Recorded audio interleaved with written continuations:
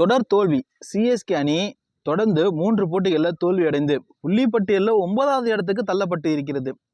இதற்கு முக்கியமான காரணம் குறித்து நேற்று ருத்ராஜ் சொன்ன விஷயங்கள் அனைவருக்கும் அதிர்ச்சியை ஒரு பக்கம் ஏற்படுத்தினாலும், நீங்களாம் நான் திருந்தவே மாட்டீங்கடா அப்படிங்கிற அளவிற்கு ரசிகர்கள் மத்தியில் வேதனையை தான் ஏற்படுத்தி இருக்கிறது.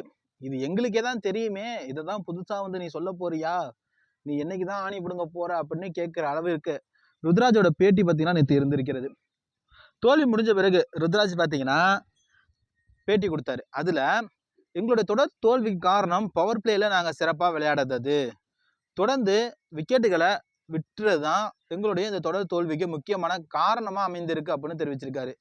அட புண்ணாக்கு, இது எங்களுக்கு தான் தெரியுமே, நீங்க தான் பவர் பிளே 6 ஓவர் முடிவதுக்குள்ள தான் 2 விக்கெட்டு 3 விக்கெட்டை இழந்து திணறிக்கிட்டு கிடக்கீங்களே, அப்புறம் எங்கேருந்து ஒழுங்கா விளையாடுறது? டிவைன் கான்வே நேற்று உள்ள கொண்டு வந்து டிவைன் கான்வும் பார்த்தீங்கன்னா சிறப்பாக விளையாடவே இல்லை. இது ருத்ராஜுக்கு மேலும் அதிர்ச்சியை தான் ஏற்படுத்தி இருந்தது.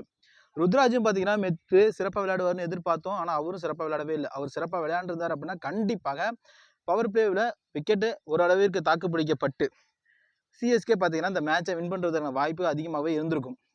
நம்மள்கிட்ட பேட் ஹிட்டர், அதாவது ஃபினிஷர் ஹிட்டர் பார்த்தீங்கன்னா பெருசாக இல்லைங்க.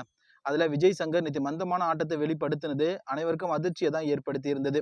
இந்த தொடர் தோல்விக்கு முக்கியமான காரணம் ருத்ராஜ் தான் அப்படின்னு பலரும் பார்த்தீங்கன்னா குற்றம் சாட்டி வராங்க. ஆனால் ருத்ராஜ் எங்களுடைய தொடர் தோல்விக்கு பேட்ஸ்மேன் தான் காரணம், பவர் பிளேல நாங்கள் சரியாக விளையாடாது தான் காரணம் அப்படின்னு தெரிவித்திருப்பதும் அனைவருக்கும் காமெடியாக தான் இருக்குது.